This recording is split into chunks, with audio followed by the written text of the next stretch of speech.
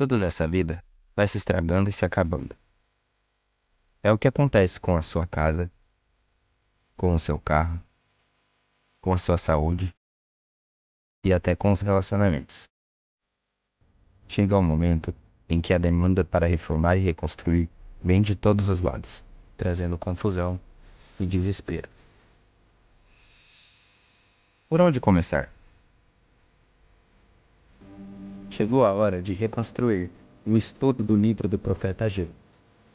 Que bom que você está aqui nessa noite, porque a gente vai poder conversar sobre um tema muito importante. Eu queria começar fazendo, sim, uma confissão para vocês a respeito de mim mesmo. Sabe que muitas vezes eu tenho percebido que a minha vida é uma grande bagunça. Verdade, é um tempo de confissão, uma bagunça. Lá em casa, com 3 filhos, parece que a bagunça é difícil de vencer, né? E aconteceram alguns fatos também, como o vazamento que teve lá em cima da minha casa, e isso danificou os ventiladores, e depois disso começou a fazer muito calor, e outras coisas também que existem para serem feitas, e que vocês perguntam, pastor, por que você não faz? Então, é que tem um outro probleminha também, que tende a se tornar uma bagunça na nossa casa. Com dinheiro a gente resolve os problemas, sem dinheiro como é que resolve? Então, vocês sabem, 3 filhos, nós temos como prioridade deixá-los numa escola que os ensine o que a gente considera correto. Tem o carro que precisa estar pelo menos andando, as contas precisam ser pagas e acabam consumindo toda a renda. E aí eu penso, poxa, talvez se eu administrasse melhor o tempo. E como que é o meu tempo? O meu tempo eu preciso equilibrar o tempo do ministério na igreja, renda extra que eu faço também, a demanda da casa, porque a Carol também trabalha fora e nós temos que dar conta de toda a louça, roupa suja e bagunça que uma família de 5 pessoas faz, e ainda dar atenção para os filhos, para a esposa e para os demais que se apresentam. Que benção, hein? Que barulhão. Então, acho que é para eu ficar mais calmo. Eu confesso para vocês que lidar com tudo isso ao longo do tempo tem gerado angústia e frustração. Em alguns momentos eu sinto como a minha cachorra, quando eu acho interessante correr atrás do rabo, e começa uma loucura, um ciclo sem fim. Toda semana, tudo de novo, todo dia, tudo de novo, aquela loucura. Tem que dar conta, não estou dando conta. E é essa angústia, essa frustração. Se você se identifica de alguma forma, se você também enfrenta falta de tempo, ou às vezes falta de energia, de organização, ou trabalha muito, mas não está conseguindo ver resultado, eu queria te convidar a prestar atenção na palavra hoje, de uma maneira muito especial. Tem uma frase que eu encontrei na internet, não sei de quem que diz que o tempo nunca será suficiente para quem não tem prioridades bem definidas. Eu falei, caramba, será que é esse o meu problema? Será que eu preciso estabelecer prioridades corretamente? Estou fazendo errado?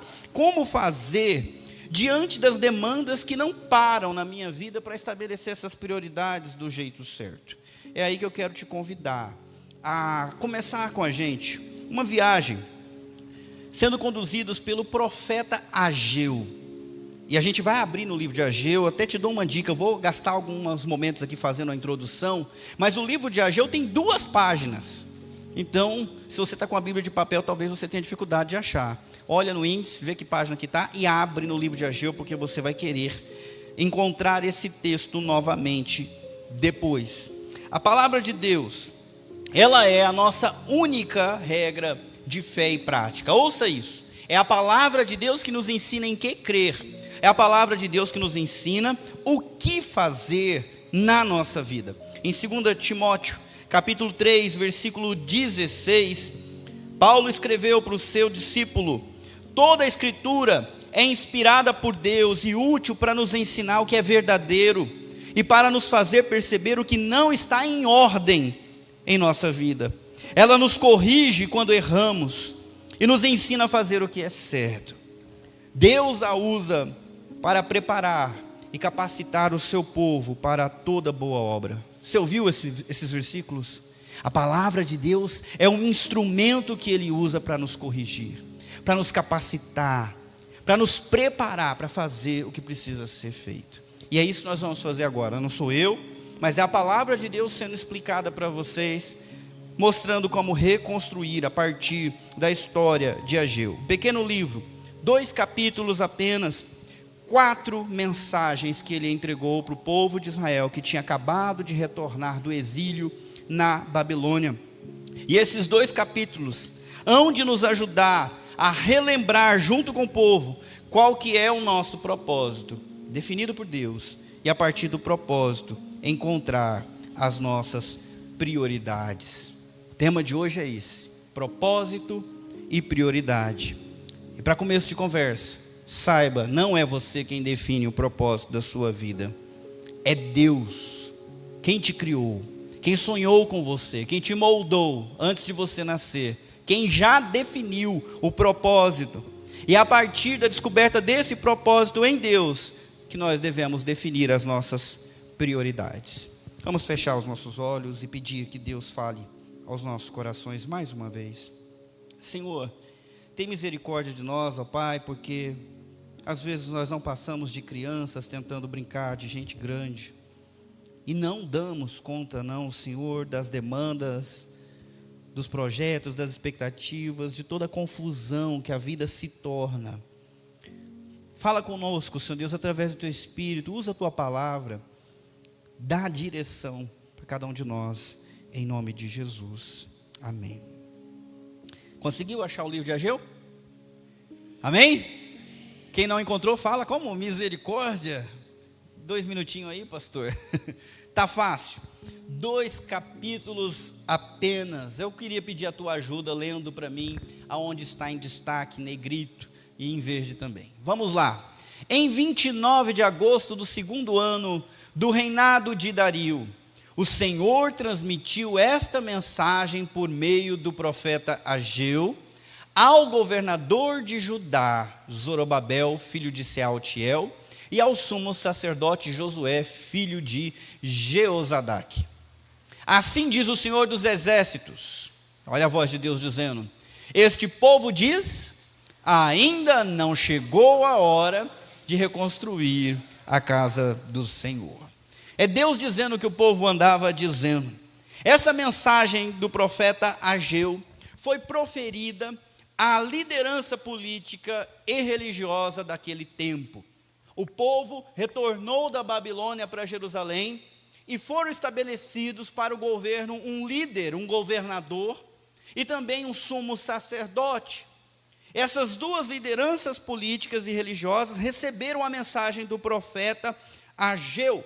E a mensagem dizia que o povo estava pensando algo e agindo conforme esse pensamento. O povo achava e dizia: ainda não é tempo, ou ainda não há tempo, não é hora, não é o momento de nós reconstruirmos a casa do Senhor. No entanto, eles regressaram de todos os lugares onde eles moravam exatamente para reconstruir o templo. Era esse o propósito, era essa a missão. Foi por isso que eles deixaram as casas onde eles viveram por 70 anos e voltaram para Jerusalém destruída, a fim de reconstruir o templo. Quando Ciro ordenou que quem quisesse voltar podia voltar, ele entregou isso como uma autorização real, uma missão real, que podia inclusive usar os recursos do império, porque ele queria que o templo fosse reconstruído. Ele entendia que Deus tinha dado aquela missão para ele. Nabucodonosor destruiu, Ciro entendeu que tinha que ser reconstruído, ainda falou: quando vocês reconstruírem, ofereçam sacrifícios ao Deus de Israel em meu favor. Foi isso que levou eles a fazerem aquela viagem do Iraque até Israel de hoje em dia. Se você abrir um livro que foi escrito exatamente na mesma época, Esdras, no capítulo 2, versículo 64, tem lá dizendo que eles receberam essa autorização e estavam voltando com esse objetivo de reconstruir o templo e depois a cidade. Porém, em Esdras 3, versículo 1, diz que eles se estabeleceram em suas cidades. Antes de começar a trabalhar, cada um precisa ter pelo menos um lugar para se abrigar, uma casa para morar. E eles se estabeleceram, alguns em Jerusalém, outros nos povoados perto. As pessoas precisam dormir em algum canto, precisam de abrigo. Tá certo, pessoal? Beleza. Depois de cada um se achar, se encontrar no seu cantinho, no capítulo 3, versículo 2, eles se reuniram em Jerusalém, ofereceram ofertas e sacrifícios, um altar que foi restaurado, mas o templo ainda permanecia no chão. Capítulo 3, versículo 8 de Esdras, iniciaram a reconstrução do templo. Capítulo 3, versículo 8. Mas quando você vai para o capítulo 4, versículo 24, e para o capítulo 5, versículo 1, você percebe que a construção foi interrompida, porque eles encontraram oposição e dificuldades. A missão já era difícil, era pedra, escombro, porta queimada, tudo destruído, já era extremamente complicado, mas quando eles começaram a trabalhar, veio dificuldade para atrapalhar, veio gente para dizer que não podia fazer, foi acionado o governador, foi acionado o rei, eles não podem reconstruir, e eles encontraram mais dificuldade do que já tinha, e por conta disso abandonaram o seu propósito, e abandonaram essa prioridade. Eu imagino que naquela época, eles, diante das dificuldades, diriam o que a gente diz hoje em dia, quando a gente não faz o que Deus espera que a gente faça, e a gente está atribulado com um monte de coisa. Ah, Deus entende. Não é? Deus sabe como é que eu estou, Deus sabe como é que está a minha vida, Deus entende. Mas será que é isso mesmo? Porque nós vemos Deus falando com a liderança, e o texto continua. Então o Senhor enviou esta mensagem por meio do profeta Ageu. Agora para o povo, não para os líderes, vocês leem. Por que vocês vivem em casas luxuosas, enquanto minha casa continua? Eu acho que Deus não entendeu, não. Me parece que essa pergunta é extremamente desconfortável. Espera aí, a minha casa está destruída, e vocês estão vivendo e cuidando das casas de vocês? Por que vocês dão tanta atenção para isso e tão pouca atenção para aquilo? Percebam, não é questão de tempo, é questão de prioridade. É questão de prioridade. E eu não estou entendendo essa história da minha casa estar assim e as suas casas estarem arrumadinhas. De vocês cuidarem das suas coisas, mas não conseguirem tempo para cuidar das minhas coisas. De vocês cuidarem da sua casa, mas não cuidarem da minha casa. Prioridade. Toda vez que a gente vai falar de prioridade, a gente está falando de escolha. E toda escolha tem consequências. Já descobriram isso? Toda escolha tem consequências. Ontem a minha filha estava com a gente na casa da tia, e na casa da tia é o céu. Eu explico. A cunhada da tia trabalha numa loja de chocolate. Então na casa da tia sempre tem chocolate. E essa menina estava no céu, querendo comer mais e mais. Filha, já está bom. E ela, não, é que eu gosto, não sei o que, já está bom. Daqui a pouco caíram algumas bolinhas de chocolate no chão. Eu falei, não coma do chão. Aí daqui a pouco eu olhei e está ela.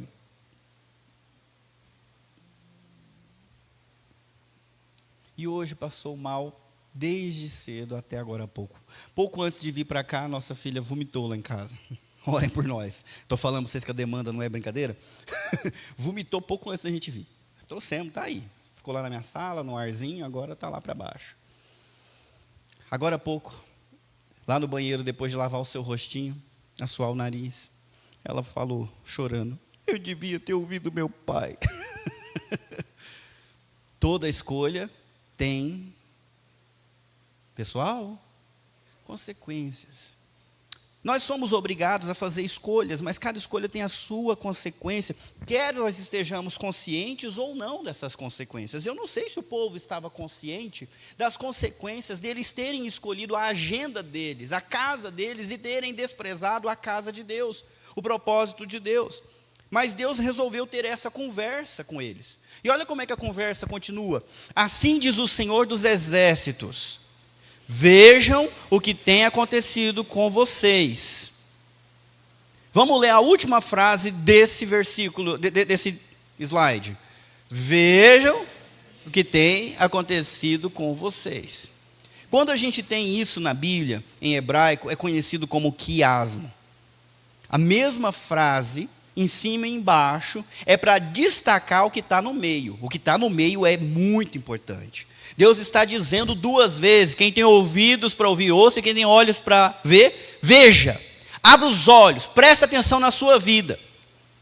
Se não é isso aqui que está acontecendo. E aí vem a explicação. Vamos ler todos juntos lá? Plantam muito, mas colhem pouco. Comem, mas não se saciam.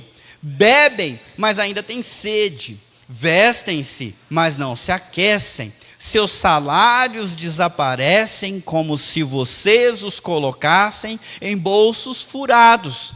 Assim diz o Senhor dos Exércitos: vejam o que tem acontecido com vocês. Não dá para realizar todos os projetos que vêm até a gente para realizar. Falta tempo, falta recursos, falta energia. É ou não é? Não dá, não tem condições. Nós temos inúmeras possibilidades para fazer, para se envolver. Tantos cursos, tantas distrações, tanto entretenimento. Não dá, simplesmente não dá. Oferecem para a gente muito mais do que a gente consegue abraçar. Então nós somos obrigados a escolher. Nós somos obrigados a fazer a escolha entre A e B, e C e D, o tempo todo dia. Desde o momento que a gente acorda até a hora que a gente vai dormir. Todo santo dia as escolhas estão ali diante de nós e nós escolhemos. Eu quero mostrar para vocês que geralmente a gente escolhe baseado em três forças, vamos dizer assim. A primeira delas é a moda, ou a cultura. Muitos de nós escolhem comprar algo porque todo mundo comprou. Aliás, agora está na moda de homem com bolsa. É uma bolsa de homem diferente, mas eu não quero não. Mas alguns já estão comprando, por quê? Porque todo mundo comprou, não é? Olha, até um tempo atrás todo mundo tinha uma TV de um jeito, mas agora estão surgindo outras, e aí os amigos estão comprando, você chega na tua casa e olha para a sua, o que você pensa?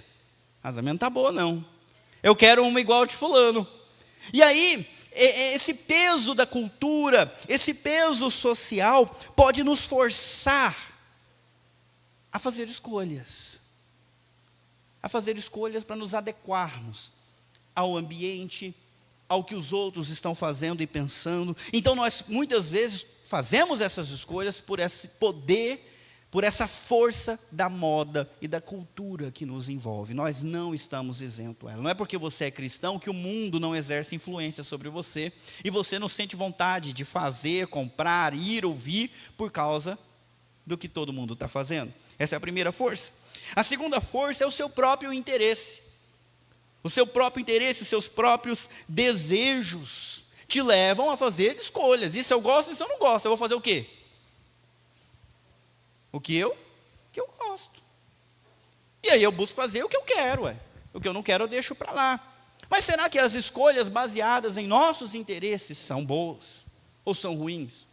É difícil de dizer, mas com certeza eu posso afirmar que elas também têm consequências. Terceira força, demanda. Essa aqui que eu me identifico. Eu faço o que tem que fazer. Vou fazer o quê? Se a gente não der conta dos problemas de hoje, amanhã tem os de hoje e os de amanhã. Então é melhor correr, meu amigo, não é? E aí a gente vive fazendo escolhas com base na demanda. É aquela história de ficar enxugando o gelo, de ficar o tempo todo fazendo para o gasto. E assim a gente vai vivendo. O problema é que às vezes, por conta dessas escolhas, nós vivemos uma vida onde há muita atividade e pouco resultado. Muita atividade, mas aquela sensação que não está chegando a lugar nenhum. Muita atividade, mas aquele desconforto, sabe? De que, poxa, não está certo, tem alguma coisa errada aqui dentro da minha vida. Ou então, nós estamos buscando conforto o tempo todo e sempre nos sentindo desconfortáveis. Não é verdade que mesmo quem tem dinheiro para comprar todo o conforto do mundo, também não adoece de insatisfação e precisa de apoio médico, psicológico e até mesmo medicamentoso, porque apesar do conforto, ela não se sente confortável consigo, com a vida. Sim ou não? Quero só ver se está todo mundo aqui ainda. Outra coisa, por mais que coloque, parece que está sempre vazio. E ele falou ali de bolso, né? Põe o dinheiro no bolso, mas parece que o bolso está furado. Gente, faz cara de paisagem se isso acontece contigo, ok? Mas parece que, né? Poxa, nunca dá, nunca cobre. Por mais que se trabalhe, por mais que se economize, parece que está sempre faltando. E Deus fala: vejam o que está acontecendo com vocês. Eu queria que você obedecesse à instrução de Deus que te convida a dar uma boa olhada na sua vida hoje. Não o que você espera, mas o que está acontecendo. Essa sensação de insaciedade, de desconforto, de vazio, é real?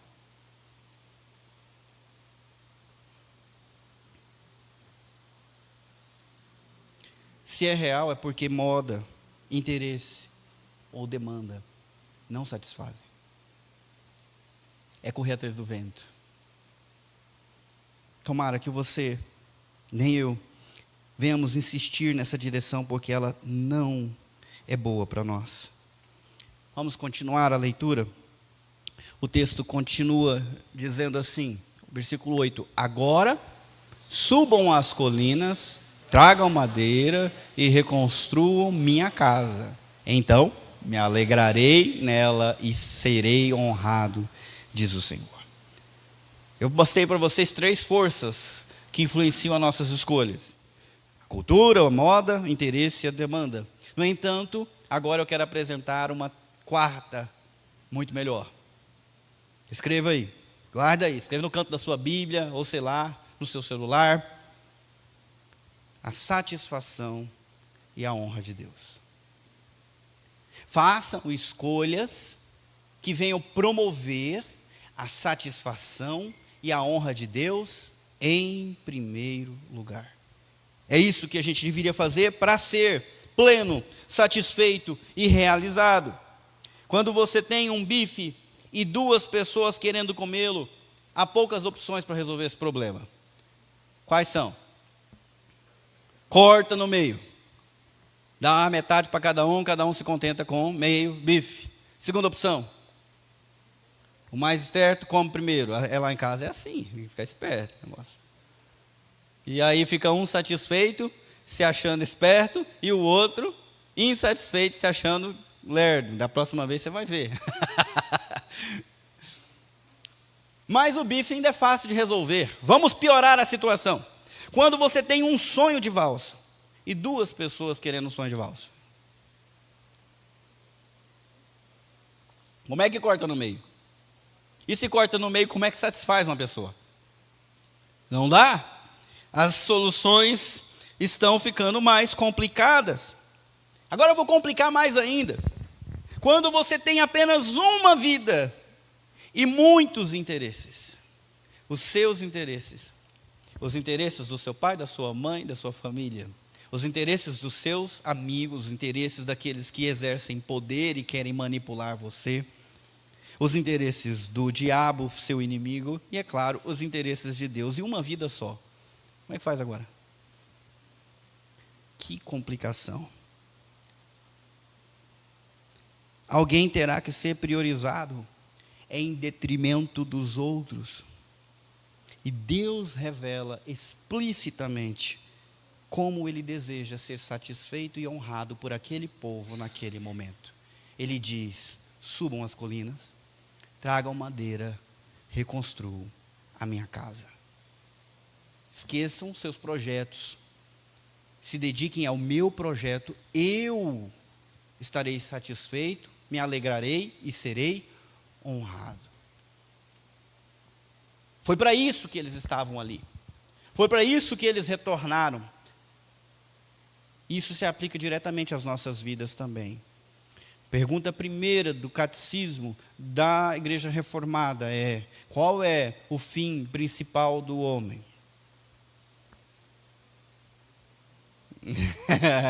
Fala alto, cara, mostra aí. Ele está soprando e você está... Isso. É encontrar satisfação em Deus e glorificá-lo para sempre. Para que você existe? Para isso. Para que você foi criado? Para isso. Ai, não era para mim a satisfação? Não. Sua satisfação virá se você existir para esse propósito. Se você não existir para esse propósito, toda essa satisfação é vã. É vazia, porque você foi criado por uma coisa e viveu para outra. Ok?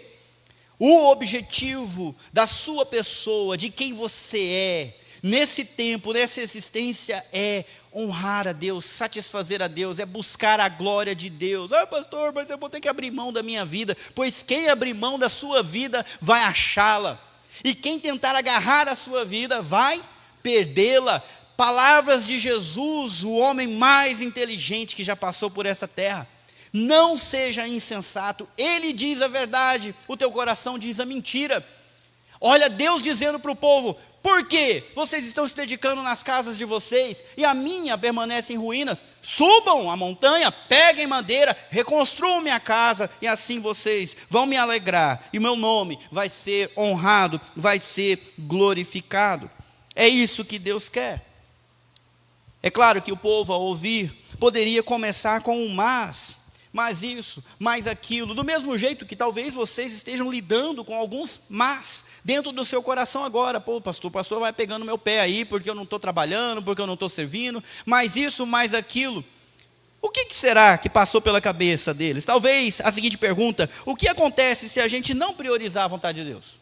Tá bom, você está falando, mas vai que eu não consigo agora, porque eu estou muito apertado, está difícil. O que aconteceria se a gente demorar só um tiquinho? Será que tem alguma consequência? Vamos lá, meus irmãos. Vocês, colheitas fartas, mas elas foram escassas. E quando trouxeram esse pouco para casa, eu o fiz desaparecer com um sopro. Por quê? Porque minha casa continua em ruínas, diz o Senhor dos Exércitos, enquanto vocês estão ocupados construindo suas casas. Bom, vamos tentar destrinchar esse bicho aí, né, Jorge? Como é que o texto está aparecendo? Olha, vocês tinham uma expectativa. Vocês esperavam o quê que está dizendo o texto? Colheitas fartas. Mas o que aconteceu na realidade? Foram escassas. Então a expectativa era maior do que a realidade. A expectativa era grande, a realidade foi menor. E essa realidade menor foi ainda menor do que a necessidade. O que eles conseguiram colher não deu nem para o começo. Deus falou assim: o que vocês trouxeram esse pouco para casa, eu fiz desaparecer. Esperava muito, veio menos, e o que veio não deu nem para o gasto. Alguém já passou por isso aqui? Eu vou tentar aplicar isso nas mais variadas áreas da vida. Trabalho. Você encara o trabalho, você escolhe o trabalho como um projeto para a sua vida, e você se dedica, estuda, se torna o melhor empregado, se torna o melhor colaborador, e vai, e você espera que aquilo traga um resultado. E na hora que o resultado vem, você olha para o resultado e fala: ai, poxa, tanto esforço para isso? E aí quando você pensa que isso era ruim, acabou. Outra área, dinheiro. Não, eu preciso economizar, eu preciso fazer uma renda extra, e camela.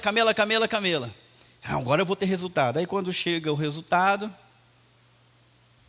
e não dá casa. E que pomba no bolso de novo. E aquele pouco que você viu que já tinha deixado insatisfeito, frustrado, também não deu para nada. Relacionamento. A pessoa quer se satisfazer nas relações, talvez como a mulher samaritana que a gente cantou hoje, tentando encher o seu coração com o amor de alguém, sendo querida por alguém.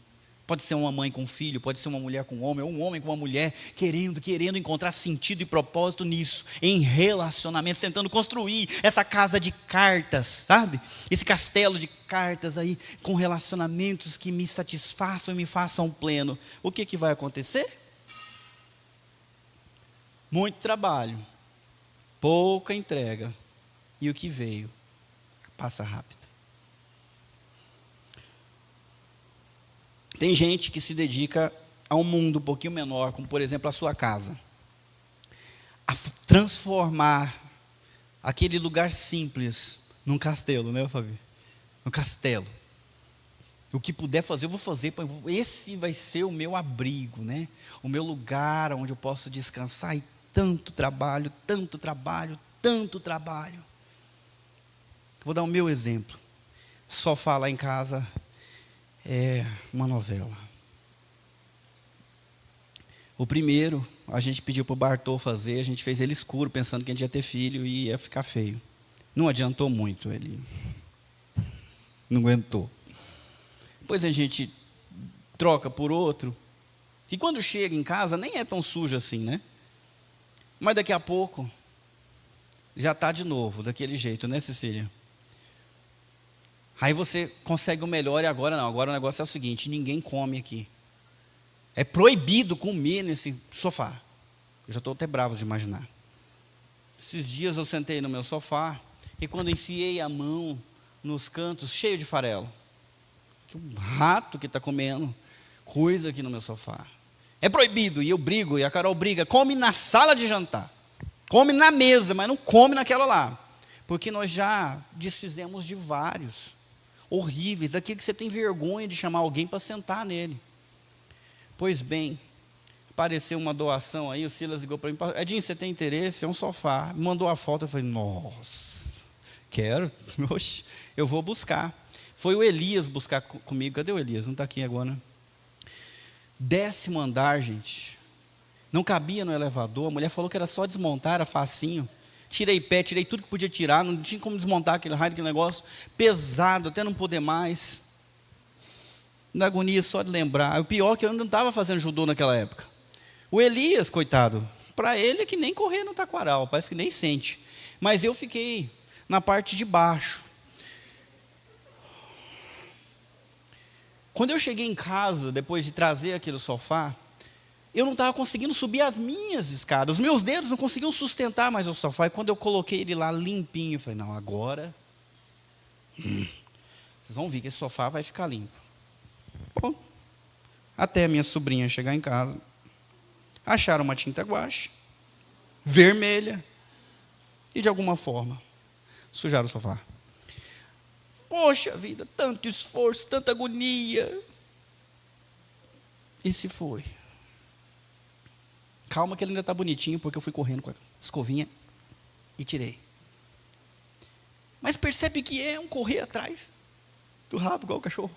Essa loucura, tentando, mas essa realidade de nunca ser pleno, de nunca estar satisfeito. Muitas vezes, parece que Deus está trabalhando contra os nossos propósitos. Eu vou perguntar, por favor, seja sincero. Se você não quiser ser sincero, então não levanta sua mão. Mas quem já teve a impressão na sua vida que Deus estava atrapalhando por querer? Levanta a mão, só para eu saber. Seja sincero. Tudo que você tentava está dando errado. Tudo. E aí você ora, na mesma hora deu errado mais ainda. Parece que Deus resolveu atrapalhar o seu projeto, os seus propósitos. Eu vou tirar essa dúvida sua, se você está achando que é Deus ou não é. Hoje nós vamos resolver esse problema aqui, ok? Versículo 9. Lá do E, depois dos escassas, vamos ler.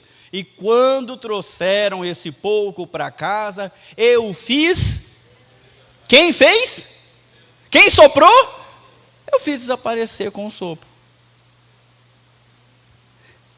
Ele fez o que ele quis fazer.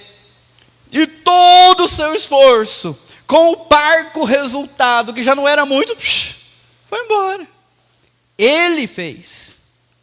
Ele assume a responsabilidade dizendo: eu fiz desaparecer com o sopro. E aí é claro que a gente pergunta: por quê? Por que o senhor está fazendo isso comigo? E ele responde: por quê? A resposta: porque minha casa continua em ruínas, diz o Senhor dos Exércitos, enquanto vocês estão ocupados construindo suas casas. Porque vocês abandonaram o meu projeto para se dedicarem aos projetos de vocês. É por isso. E se vocês ainda não estão satisfeitos, Deus ainda continua dando mais razões. Versículo 10. É por causa de vocês que os céus retêm o orvalho e a terra não produz colheitas.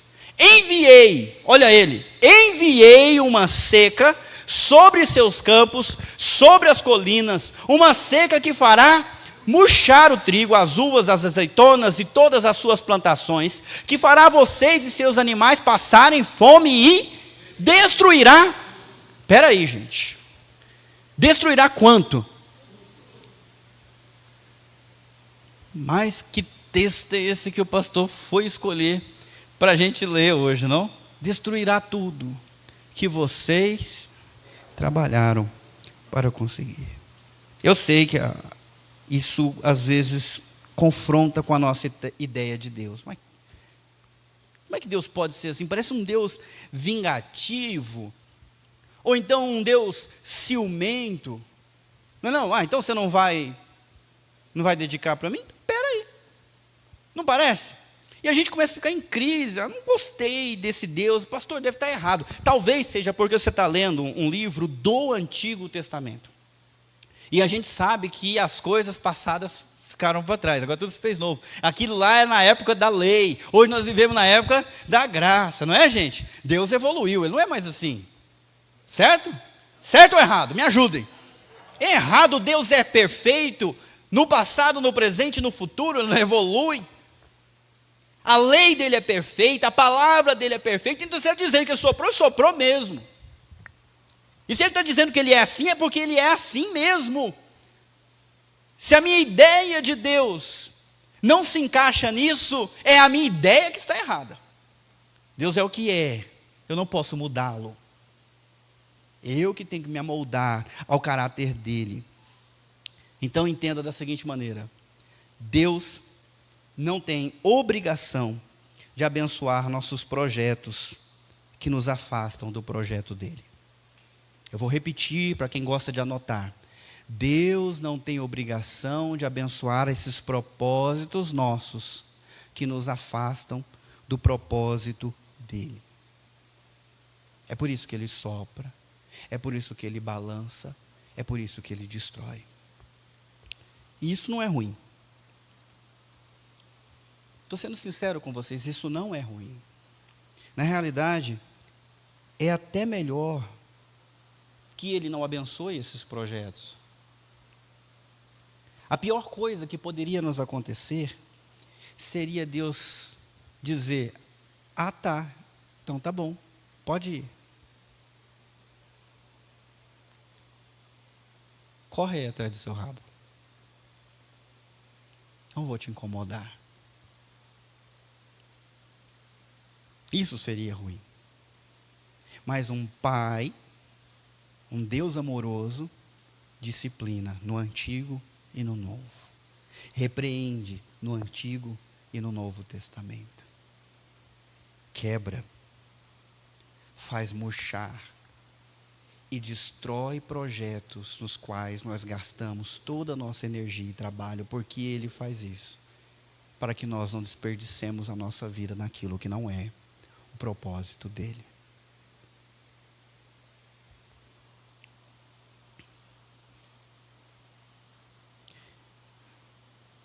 Eu tenho uma dica para você, meu irmão, minha irmã.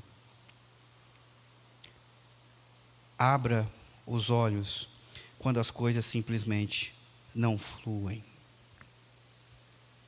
Quando tudo parece árido e nada prospera, abra os olhos.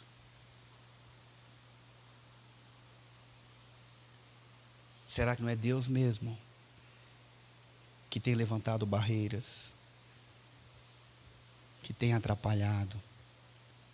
Porque você está envolvido com os projetos errados ou com prioridades erradas no seu coração.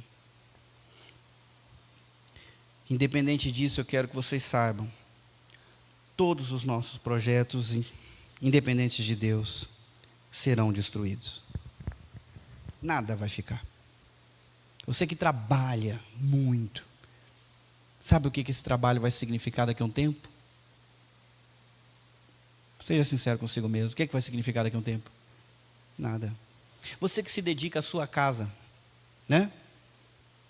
Vive, ama ela, constrói com carinho, com dedicação. O que vai acontecer com ela daqui a 100 anos? Quando a gente viaja para o interior, às vezes a gente passa em fazendas abandonadas, tomadas pelo mato. Gente viveu ali, gente cresceu ali, gente foi feliz ali ou foi triste ali, mas agora são só escombros. Porque todos os projetos independentes de Deus nessa realidade serão destruídos. Passarão. Casamento, filhos, tudo passa. Diversão passa mais rápido ainda. Vitalidade, beleza, tudo é vaidade. E diante dessa palavra, talvez você me pergunte: pastor, você está querendo dizer que eu estou com as coisas no lugar errado, estou com a prioridade no lugar errado? Possivelmente sim. Se você tem trabalhado a semana inteira no seu projeto, e o projeto de Deus é apenas um culto que você participa no final da semana, está errado. Se você nem sabe qual é o chamado de Deus para a sua vida, mas se dedica 44, 45, 50 horas, 60 horas a outros projetos, me desculpa, era o que o povo estava fazendo também. Eles tinham razão para fazer, achavam que estava correto, não tentaram, não deu. Houve objeção, perseguição, tiveram que embargar a obra ou fazer o quê? Deixa para lá, vou cuidar de outras coisas. É o que nós fazemos, tem tanta coisa para cuidar, é muito fácil se distrair, é muito fácil perder o foco e se envolver com outras demandas. Não é não? Se você tiver com pouca demanda, vai lá em casa, você me ajuda com as minhas. Tem muito mais do que mãos para trabalhar. Mesmo assim, eu quero que você tenha cuidado. E agora, pastor? O que eu faço nesse momento da minha vida? A resposta foi dada no versículo 8, vamos reler mais uma vez. Agora, subam as colinas, tragam madeira, reconstruam minha casa, então me alegrarei nela e serei honrado, diz o Senhor. Então está claro o que Deus quer, o mesmo que queria deles. Ele quer prioridade. A casa dele na frente, antes da sua. Bom, o que o povo fez? Essa mensagem de Ageu surtiu efeito, sim ou não? Vamos descobrir agora no versículo 12. Então Zorobabel, filho de Sealtiel, e o sumo sacerdote Josué, duas lideranças, filho de Jeozadak, e todo o remanescente do povo, obedeceram à mensagem do Senhor seu Deus. Quando o povo ouviu as palavras do profeta Ageu, que o Senhor seu Deus tinha enviado, temeu o Senhor. Então Ageu, o mensageiro do Senhor, transmitiu ao povo que esta mensagem do Senhor: estou com vocês, diz o Senhor. A resposta do líder político, a resposta do sumo sacerdote, líder religioso, e a resposta de todo o povo remanescente que tinha voltado para Jerusalém foi uma só. Eles resolveram obedecer imediatamente. Deus disse: agora subam, pois não, vamos obedecer. Outra coisa que eles fizeram, que está ligada à obediência, foi que eles temeram o Senhor. Eles levaram a sério a mensagem: a vida de vocês não está dando certo porque a prioridade está errada, e não vai dar certo de jeito nenhum. E eles falaram: meu Deus, está tudo errado, vou arrumar. Eles levaram a mensagem a sério. Tem uma coisa que me parte o coração e que às vezes me incomoda, é que aqui na igreja, na Nova Jerusalém, eu não fico pregando para vocês o que eu acho. Ou fico, meus irmãos? Não, muitas vezes eu sou confrontado junto com vocês pela palavra de Deus. Pelo que está escrito. Eu estou só explicando para vocês, mas é o que está escrito. Está aqui, escrito para todo mundo comparar. Mas muitas vezes nós somos como a Clarinha, cujo pai fala, não pega do chão. Já está bom disso. Já está bom, agora é hora de parar. Mas, na ânsia, no desejo de satisfazer-se mais um pouco, a gente vai e pega. E aí, por que sofremos? Por que estamos doentes? Por que as coisas não funcionam? Deus diz, por causa de vocês. Temam o Senhor. Eu realmente espero que a minha filha me ouça. Porque eu não falo nada para ela, para o mal dela, eu só falo para o bem dela. Ela aprendeu de um jeito duro. Ela odeia vomitar. E hoje estava lá de novo. Desculpa. Papai! Pai! Eu olhei para a Carol, ajuda ela. Ela. Tinha que ter duas privadas, né? Porque aí a Carol de um lado. Aí vou eu. Não, filha, papai está aqui. Mão debaixo do peitinho. Deixa eu segurar o seu cabelinho para não sujar.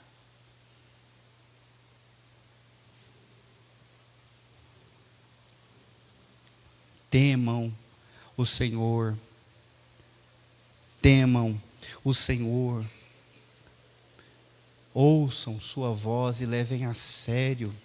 Não sou eu quem está dizendo, é o profeta Ageu. É a voz do Senhor através do profeta. Olhe para as suas prioridades. Veja o que está acontecendo na sua vida. Está vendo o que não está dando certo? Por quê? Por causa disso. Eu não sou Ageu. Na realidade, hoje eu me coloco ao lado de vocês, ouvindo a mensagem de Ageu e falando, eu preciso colocar minhas prioridades no lugar. Eu preciso assumir o projeto da casa de Deus em primeiro lugar, na frente na frente dos meus projetos. E se nós ouvirmos e obedecermos, Deus tem mais uma palavra para nós, como Ele deu para aquele povo no versículo 13. O mensageiro do Senhor transmitiu ao povo essa mensagem do Senhor, vocês deem bem forte. Mais uma vez, estou com vocês, diz o Senhor.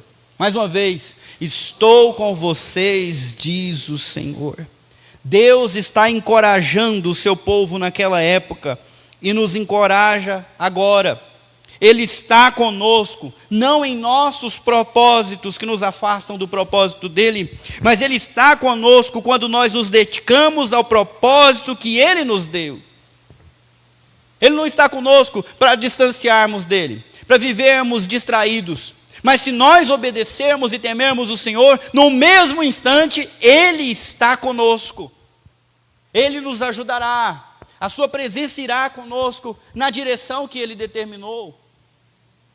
É como o profeta Jonas, que é chamado para Nínive e vai para Tarsis, e vê que tudo dá errado porque ele está indo na direção aonde a bênção de Deus não está. Ele precisa obedecer, e quando ele resolve obedecer, as coisas caminham. É Deus falando conosco, para que nós também tenhamos esse encorajamento. As coisas vão fluir debaixo da bênção de Deus, e nós ainda vamos receber ânimo, além de encorajamento. E o Senhor deu ânimo ao governador de Judá, Zorobabel, filho de Sealtiel, ao sumo sacerdote Josué, filho de Jeozadaque, e a todo o remanescente do povo. Deus animou os líderes, Deus animou o povo, líderes e povo se envolveram no propósito divino. E o que eles fizeram? Começaram a trabalhar na casa de seu Deus, o Senhor dos Exércitos, em 21 de setembro do 2º ano do reinado de Dario. Deus nos anima quando nós deixamos as coisas erradas, ou pelo menos que não são prioridade, para nos dedicarmos a que é prioridade. E assim nós podemos começar a trabalhar. Eles não tardaram em começar a obra. A mensagem de Ageu, se você se lembra, no versículo 1 disse que foi no dia 29 de agosto. Não completou nem um mês e eles já estavam trabalhando. No dia 21 de setembro, eles começaram a obra. Para quem dizia que ainda não era tempo de reconstruir a casa do Senhor, rapidamente eles encontraram tempo. Para quem achava que não havia meios, rapidamente encontraram os meios.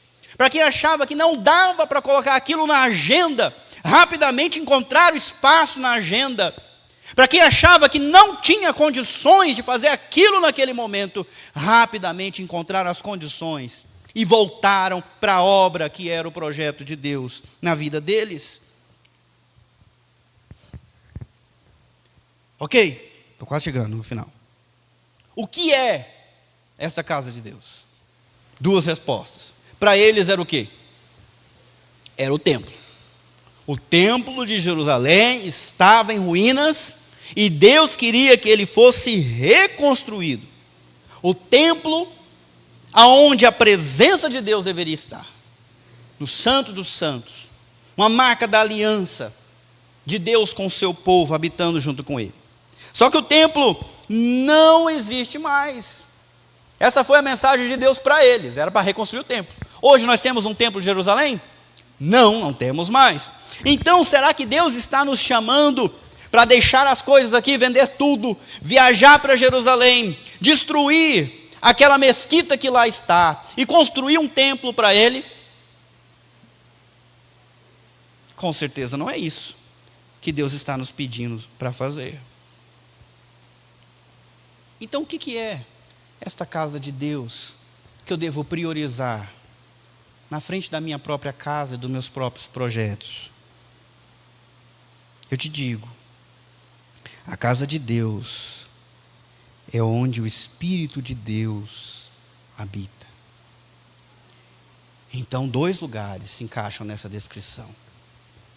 A sua vida é a casa de Deus. 1 Coríntios 6, versículo 19, Paulo pergunta para os crentes. Não vai aparecer o slide, se você quiser abrir, fica à vontade. 1 Coríntios 6, 19 e 20, está ali na tela. Paulo diz assim: vocês não sabem que seu corpo é o templo do Espírito Santo que habita em vocês e lhes foi dado por Deus? Vocês não pertencem a si mesmos, pois foram comprados por alto preço. Portanto, honrem a Deus com o seu corpo. Você sabia que você foi comprado por um alto preço? E ao ser comprado, resgatado, Ele veio morar dentro de você através do seu Espírito.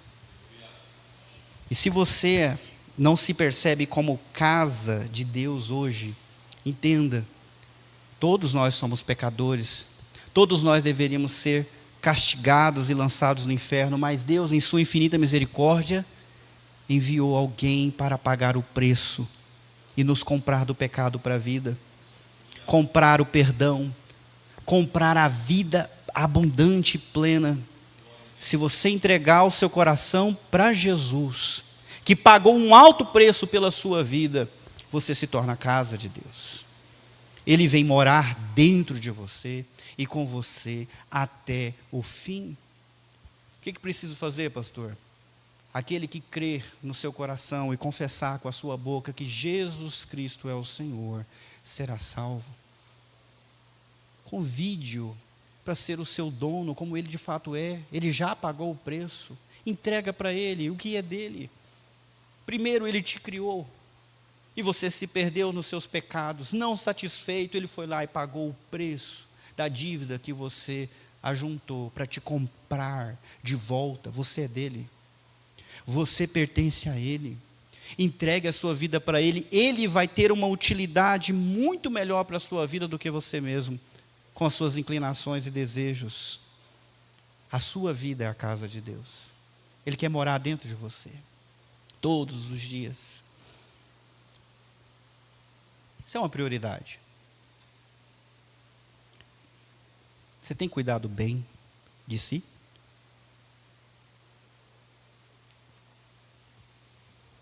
Você tem colocado prioridade na sua vida para a glória de Deus? Paulo fala: eu esmurro o meu corpo, reduzo ele à escravidão, para não acontecer de depois de pregar para os outros, eu mesmo ser desqualificado. Eu levo a sério. A minha vida cristã precisa ser levada a sério para a glória de Deus. Isso muda tudo, meus irmãos. Se você existe para a glória de Deus como uma pessoa, muda tudo. Você vai comer não para a sua satisfação, mas para a glória de Deus. Você vai beber não para a sua satisfação, mas vai pensar em glorificar a Deus. Os seus relacionamentos não vão ser para satisfação ou por chateação, mas você vai querer glorificar a Deus, seja com seus amigos ou com seus inimigos, a glória de Deus, a glória de Deus. Você vai viver para isso, isso é tudo, muda tudo. Todas as coisas mudam.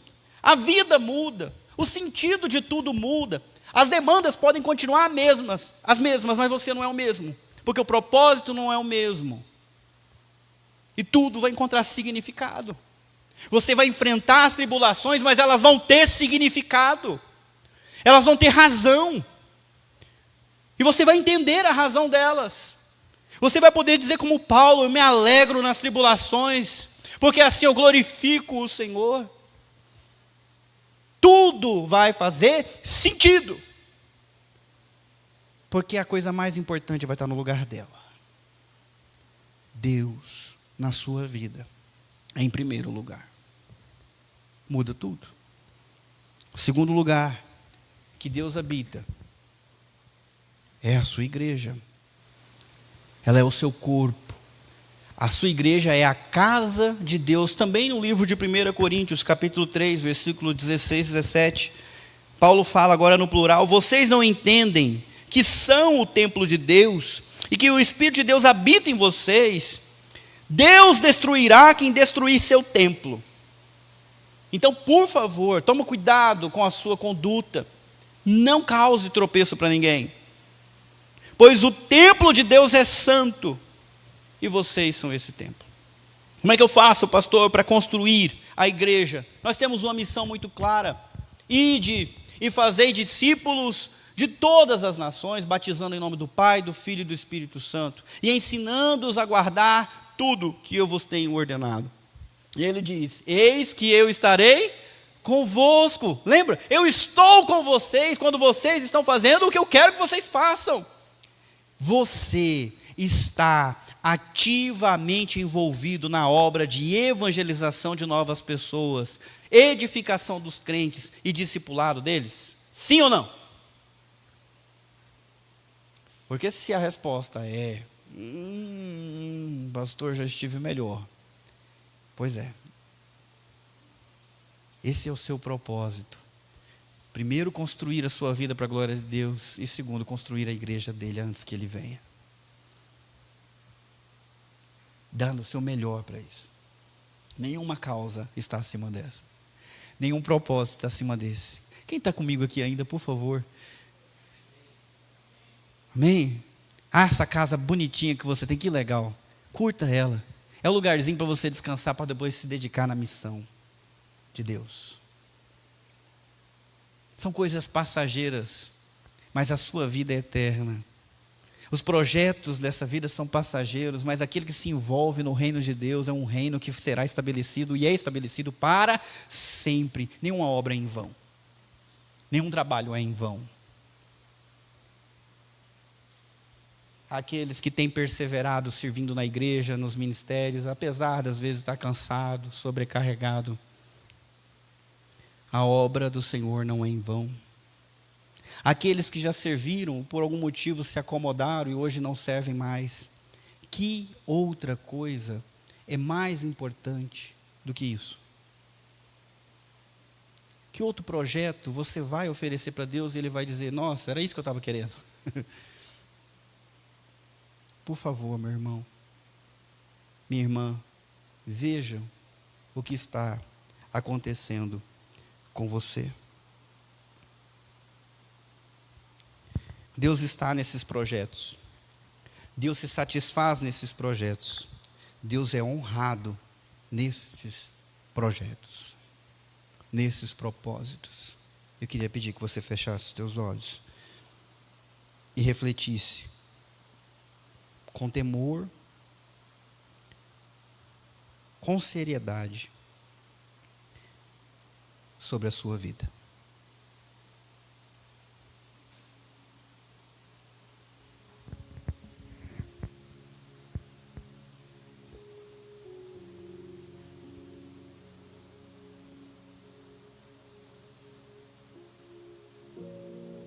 O Senhor Jesus abandonou a glória, a companhia do Pai, os céus, toda a perfeição que os nossos olhos sequer conhecem e a nossa mente não pode imaginar.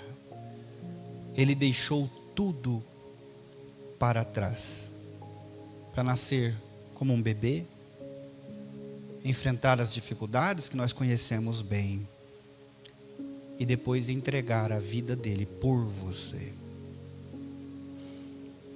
Nessa noite, meus irmãos, Deus não pede para você nada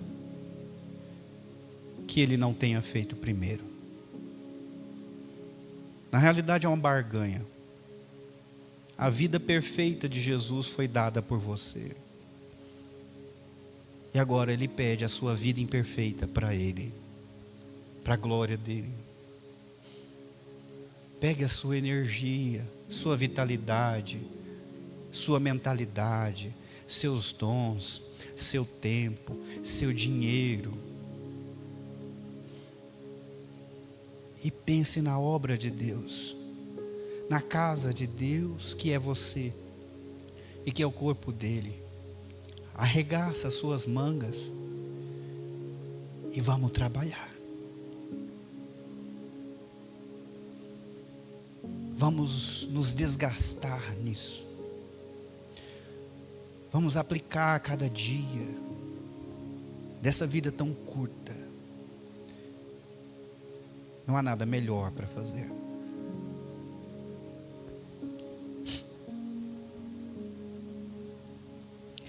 Senhor, nós terminamos esse momento agora em silêncio diante do Senhor. Diz a tua palavra que é o Senhor quem efetua em nós o querer e o realizar. Nossa vontade às vezes é tão fraca. Nossas vidas são cheias de distrações e de demandas. É difícil, Senhor. Do mesmo jeito que o teu Espírito Santo agiu naquele povo, nós queremos pedir que ele haja em nós.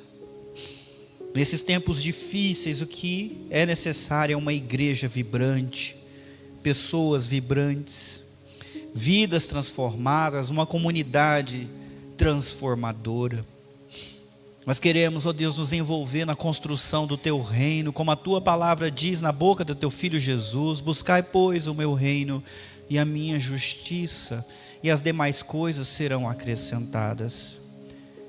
Deus, hoje é só o primeiro dia da leitura desse livro, e eu peço, ó Pai, que durante todas as próximas semanas o Senhor nos conduza como um pai que sabe lidar com as limitações de seus filhos, com as fraquezas de seus filhos, com as suas dificuldades de compreensão. O Senhor sabe como nós somos pó. O Senhor sabe, ó Deus, que nós precisamos muito do teu alento, do teu ânimo e da tua voz, às vezes repetindo muitas vezes a mesma coisa, para que nós possamos finalmente entender. Me ajuda a entender, Senhor. Ajuda os meus irmãos e irmãs a entenderem também, porque no final da vida nós queremos perceber que ela foi corretamente empenhada para a tua satisfação, para a glória e honra do teu nome, no projeto que o Senhor mesmo estabeleceu. Nos ajuda, Deus, a fazer escolhas difíceis nessa semana. Dizer não para coisas que estão nos consumindo, que estão nos escravizando, nos distraindo. Dizer não para pessoas, dizer não para nós mesmos, para poder dizer sim para o Senhor e para a sua obra. Que o teu Espírito Santo continue trabalhando depois que nós sairmos daqui. É a minha oração, Senhor, no nome de Jesus. Amém.